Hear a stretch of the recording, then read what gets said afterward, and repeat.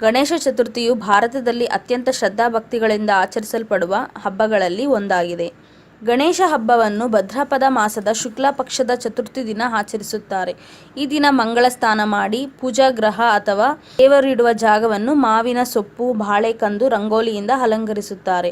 ಅವರ ಮನೆಯ ಪದ್ಧತಿ ಪ್ರಕಾರ ಮಣ್ಣಿನ ಗಣಪತಿ, ಬೆಳ್ಳಿ ಗಣಪತಿ ವಿಗ್ರಹ ಇಟ್ಟು ಪೂಜೆ ಮಾಡುತ್ತಾರೆ. ಸಾಮಾನ್ಯವಾಗಿ ಉಪಯೋಗಿಸುವ ಪೂಜಾ ಸಾಮಗ್ರಿಗಳ ಜೊತೆಗೆ ಕಳಸ, ಜಾನಿವಾರ, ಹತ್ತಿ, ಎಲೆ, ಹುಲ್ಲಿನ ಗರಿಕೆ ಬೇಕಾಗುತ್ತೆ. ಮೊದಲು ಮನೆಯ ಗಣಪತಿಗೆ ಪೂಜೆ ಮಾಡಿ ನಂತರ ದೊಡ್ಡ ಗಣಪತಿಗೆ ಪೂಜೆ ಮಾಡಬೇಕು.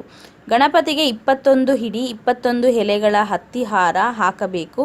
ನೈವೇದ್ಯಕ್ಕೆ ಸಾಮಾನ್ಯವಾಗಿ 21 ಕಡುಬು, ಮೋದಕ ಮಾಡುತ್ತಾರೆ.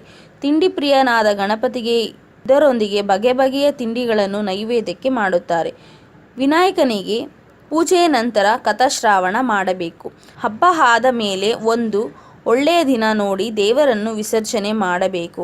ಕೆಲವೊಮ್ಮೆ ಹಬ್ಬದ ದಿನವೇ ಮಾಡಬಹುದು. ಕೆಲವೊಮ್ಮೆ ಹೆಚ್ಚು ದಿನಗಳು ದೇವರನ್ನು ಮನೆಯಲ್ಲಿ ಇಟ್ಟುಕೊಂಡಿರುತ್ತಾರೆ. ಮಣ್ಣಿನ ಗಣೇಶವನ್ನು ನೀರಿನಲ್ಲಿ ಮುಳುಗಿಸಿ ವಿಸರ್ಜನೆ ಮಾಡುತ್ತಾರೆ. ಗಣೇಶ ಬಂದ, ಹೊಟ್ಟೆ ಮೇಲೆ ಗಂಧ, ಕಾಯಿ ಕಡುಬು ತಿಂದ, ಚಿಕ್ಕ ಕೆರೆಲಿ ಬಿದ್ದ, ದೊಡ್ಡ ಕೆರೆಲಿ ಎದ್ದ ಅಂತ ಹೇಳಿಕೊಂಡು ಗಣಪತಿಯನ್ನು ನೀರಲ್ಲಿ ಮುಳುಗಿಸುವುದು.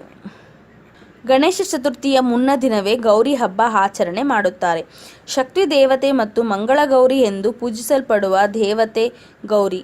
ಗೌರಿ ಉತ್ಸವ ಹಬ್ಬವನ್ನು ಭಾರತದ ಅನೇಕ ಭಾಗಗಳಲ್ಲಿ ಆಚರಿಸಲಾಗುತ್ತದೆ.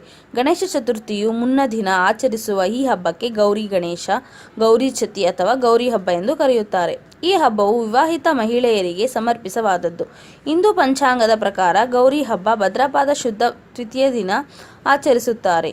ಇದರ ಮರುದಿನ ಅಂದರೆ ಭಾದ್ರಪದ ಶುದ್ಧ ಚತುರ್ಥಿಯ ದಿನದಂದು ಗಣೇಶ ಹಬ್ಬ ಆರಂಭವಾಗುತ್ತದೆ. ಸೌಭಾಗ್ಯವನ್ನು ಕರುಣಿಸುವ ಗೌರಿ ಉತ್ಸವವನ್ನು ವಿವಾಹಿತ ಮಹಿಳೆಯರು ಆಚರಿಸುತ್ತಾರೆ. ಗೌರಿಯನ್ನು ಆರಾಧಿಸುವುದರಿಂದ ಸುಖ, ಸಂಪತ್ತು, ಸುದೀರ್ಘ ಸುಂದರ ಜೀವನವನ್ನು ನೀಡಿ ಪತಿಯನ್ನು ಆಶೀರ್ವದಿಸುತ್ತಾಳೆ ಎನ್ನಲಾಗುತ್ತದೆ. ಗೌರಿ ಹಬ್ಬವು ವರಲಕ್ಷ್ಮಿ ವ್ರತವನ್ನೇ ಹೋಲುತ್ತದೆ. ವ್ಯತ್ಯಾಸವೇನೆಂದರೆ ಲಕ್ಷ್ಮೀ ಸ್ಥಾನದಲ್ಲಿ ಗೌರಿಯವನ್ನಿಟ್ಟು ಪೂಜಿಸಲಾಗುವುದು. ಗೌರಿ ಮತ್ತು ಗಣೇಶ. ಗೌರಿ ಪಾರ್ವತಿ ದೇವಿಯು ತನ್ನ ದೇಹಕ್ಕೆ ಹಚ್ಚಿಕೊಂಡ ಅರಿಶಿನ ಪೇಸ್ಟ್ನ ಸಹಾಯದಿಂದ ಗಣೇಶನನ್ನು ರಚಿಸಿದಳು. ಆ ದಿನವೇ ಗಣೇಶನ ಜನ್ಮದಿನ ಎಂದು ಪರಿಗಣಿಸಲಾಯಿತು. ಆ ಪವಿತ್ರ ದಿನದ ಹಬ್ಬಕ್ಕೆ ವಿನಾಯಕ ಚತುರ್ಥಿ ಅಥವಾ ಗಣೇಶ ಚತುರ್ಥಿ ಎಂದು ಕರೆಯಲಾಗುತ್ತದೆ. ಸಮೃದ್ಧಿ, ಬುದ್ಧಿವಂತಿಕೆ, ಶ್ರೇಯಸ್ಸು, ಆಯುಷು, ಆರೋಗ್ಯ ಮತ್ತು ಮಂಗಳವನ್ನು ತರುವ ದೇವಗಣಪ. ಹಿಂದೂ ಪಂಚಾಂಗದ ಪ್ರಕಾರ ಈ ಹಬ್ಬವನ್ನು ಭಾದ್ರಪದ ಮಾಸದಲ್ಲಿ ಬರುತ್ತದೆ. ಕರುಣಾಮಯಿಯಾದ ಗಣೇಶನನ್ನು ಮೆಚ್ಚಿಸಲು ಜನರು ಗಣೇಶ ಚತುರ್ಥಿಯನ್ನು ಆಚರಿಸುತ್ತಾರೆ.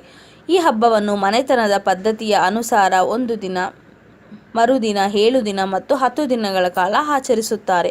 ಕೆಲವರು ಗೌರಿ ಚೌತಿ ಎಂದು ಗೌರಿ ಮತ್ತು ಗಣೇಶನ ಮೂರ್ತಿಯನ್ನು ಮನೆಗೆ ತರುವಾಗ 12 ಗೌರಿ ಮೂರ್ತಿಯನ್ನು ತಂದು ಗಣೇಶನ ಸಹೋದರಿಯರು ಎಂದು ಆರಾಧಿಸುತ್ತಾರೆ. ಮಹಿಳೆಯರು ಆರಾಧಿಸುವ ಈ ದೇವಿಯನ್ನು ಚೌತಿ ಮುನ್ನ ದಿನವೇ ಮನೆಗೆ ತಂದು ಪೂಜಿಸಲಾಗುತ್ತದೆ. ಈ ವಿಗ್ರಹಕ್ಕೆ ಅರಿಶಿನದ ಶೃಂಗಾರ ಮಾಡಿ ಅಕ್ಕಿ ಅಥವಾ ಧಾನ್ಯಗಳ ದಿಂಬವನ್ನು ಮಾಡಿ ಆಚರಿಸುತ್ತಾರೆ. ಹಣ್ಣುಗಳ ನೈವೇದ್ಯ ಹಾಗೂ ಹೂವಿನಿಂದ ಶೃಂಗಾರಗೊಳಿಸಿ ಪೂಜಿಸುತ್ತಾರೆ. ಮರುದಿನ ಗಣೇಶ ಮೂರ್ತಿಯನ್ನು ಸ್ಥಾಪಿಸಿ ಪೂಜಿಸುತ್ತಾರೆ. ಗೌರಿ ಹಬ್ಬದ ಆಚರಣೆ ಹಾಗೂ ಪೂಜಾ ವಿಧಾನ. ಬಾಲಗಂಗಾಧರ ತಿಲಕವರು ಸ್ವತಂತ್ರ ಸಂಗ್ರಾಮದ ವೇಳೆ ಜನರನ್ನು ಒಗ್ಗೂಡಿಸುವ ನಿಟ್ಟಿನಲ್ಲಿ ಗಣೇಶೋತ್ಸವವನ್ನು ಮಾಡಲು ಆರಂಭಿಸಿದರು. ಇದರಿಂದಾಗಿ ಸಾರ್ವಜನಿಕ ಮಟ್ಟದಲ್ಲಿ ಗಣೇಶನ ಆರಾಧನೆ ಆರಂಭವಾಯಿತು. ಭಾರತದೆಲ್ಲೆಡೆ ಗಣೇಶ ಚತುರ್ಥಿಯನ್ನು ತುಂಬಾ ವಿಜೃಂಭಣೆ ಆಚರಿಸುತ್ತಾರೆ. ಆದರೆ ಕೆಲವು ಕಡೆಗಳಲ್ಲಿ ಗಣೇಶ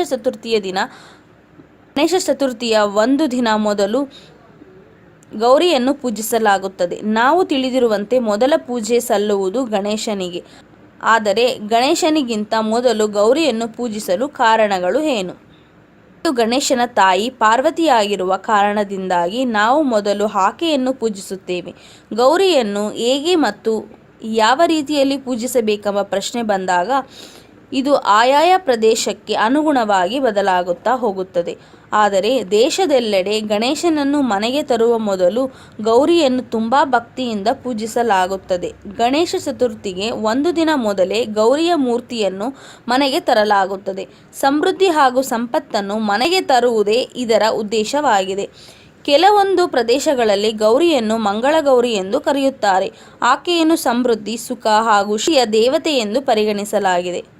ಗೌರಿ ಮೂರ್ತಿಯನ್ನು ಮನೆಗೆ ತರುವುದು ಗಣೇಶ ಚತುರ್ಥಿಯ ಮುನ್ನ ದಿನ ಗೌರಿಯ ಮೂರ್ತಿಯನ್ನು ಮನೆಗೆ ತರಲಾಗುತ್ತದೆ. ಮನೆಯ ಅಂಗಳಕ್ಕೆ ರಂಗೋಲಿಯನ್ನು ಹಾಕಿ ಸುಮಂಗಲಿಯರು ಗೌರಿಯನ್ನು ಸ್ವಾಗತಿಸಲು ಮನೆಯನ್ನು ಅಲಂಕರಿಸುತ್ತಾರೆ. ಗೌರಿಯ ಮೂರ್ತಿಯನ್ನು ಮನೆಗೆ ತಂದಾಗ ಸಮೃದ್ಧಿ ಹಾಗೂ ಸಂಪತ್ತು ಬರುತ್ತದೆ ಎನ್ನುವ ನಂಬಿಕೆ. ಅಲಂಕಾರ: ಕೆಲವೊಂದು ಕಡೆಗಳಲ್ಲಿ ಗೌರಿಯ ಮೂರ್ತಿಗೆ ಹೊಸ ಸೀರೆಯನ್ನು ಉಡಿಸಲಾಗುತ್ತದೆ. ಗೌರಿಗೆ ಬಂಗಾರದ ಸರ ಹಾಗೂ ಕೈಬಳೆಗಳನ್ನು ಹಾಕುತ್ತಾರೆ ಮತ್ತು ಹೂವಿನಿಂದಲೂ ಶೃಂಗಾರ ಮಾಡುತ್ತಾರೆ. ಕೆಲವು ಮನೆಗಳಲ್ಲಿ ಅರ್ಚಕರನ್ನು ಕರೆದು ಗೌರಿಯ ಪೂಜೆ ಮಾಡಿಸಿದರೆ ಇನ್ನು ಕೆಲವರು ತಮ್ಮದೇ ಆದ ರೀತಿಯಲ್ಲಿ ಪೂಜೆ ಮಾಡುತ್ತಾರೆ. ಪೂಜೆಯ ಬಳಿಕ ಆರತಿ ಎತ್ತಲಾಗುತ್ತದೆ. ಸೀರೆ, ಬಾಳೆಹಣ್ಣು, ಅಕ್ಕಿ, ತೆಂಗಿನಕಾಯಿ ಮತ್ತು ಒಡವೆಗಳನ್ನು ಗೌರಿಗೆ ಅರ್ಪಿಸಲಾಗುತ್ತದೆ. ಗಣೇಶನ ಮೂರ್ತಿಯೊಂದಿಗೆ ಗೌರಿಯ ಮೂರ್ತಿಯನ್ನು ಜಲಸ್ತಂಭ ಮಾಡಲಾಗುತ್ತದೆ. ಅನ್ನ ಹಾಗೂ ಹಾಲನ್ನು ದೇವರಿಗೆ ಅರ್ಪಿಸಿ ಪೂಜೆ ಮಾಡಿ ಆರತಿ ಎತ್ತಿದ ಬಳಿಕ ನೆರೆದಿರುವ ಭಕ್ತರಿಗೆ ಪ್ರಸಾದವನ್ನು ಇಸಲಾಗುತ್ತದೆ. ಇದರ ಬಳಿಕ ವಿಸರ್ಜನೆಯ ಕಾರ್ಯಕ್ರಮಗಳು ನಡೆಯುತ್ತದೆ. ಗೌರಿಯನ್ನು ಪೂಜಿಸುವ ವಿಧಗಳು ಭಿನ್ನವಾಗಿದ್ದರೂ ಪ್ರತಿಯೊಂದು ಕಡೆಗಳಲ್ಲಿ ಗೌರಿಯನ್ನು ಪೂಜಿಸುವಂತಹ ಸಂಪ್ರದಾಯ ಇದ್ದೇ ಇದೆ. ಸಂಪತ್ತು ಹಾಗೂ ಸಮೃದ್ಧಿಯ ದೇವತೆಯನ್ನು ಪ್ರತಿಯೊಬ್ಬರು ಶ್ರದ್ಧಾಭಕ್ತಿಯಿಂದ ಪೂಜಿಸುತ್ತಾರೆ. ಮದುವೆಯಾಗಿರುವ ಮಹಿಳೆಯರು ಸಂತಾನ ಭಾಗ್ಯ, ಸುಖ ಹಾಗೂ ಪತಿಯ ಆಯುಷು ಹೆಚ್ಚಾಗಲು ಗೌರಿಯನ್ನು ಪೂಜಿಸುತ್ತಾರೆ. ಎಲ್ಲರಿಗೂ ಗಣೇಶ ಹಬ್ಬದ ಶುಭಾಶಯಗಳು. ಫ್ರೆಂಡ್ಸ್ ಆ್ಯಂಡ್ ರಿಲೇಟಿವ್ಸ್ ಎಲ್ಲರಿಗೂ ಶೇರ್ ಮಾಡಿ ಫ್ರೆಂಡ್ಸ್. Thank you.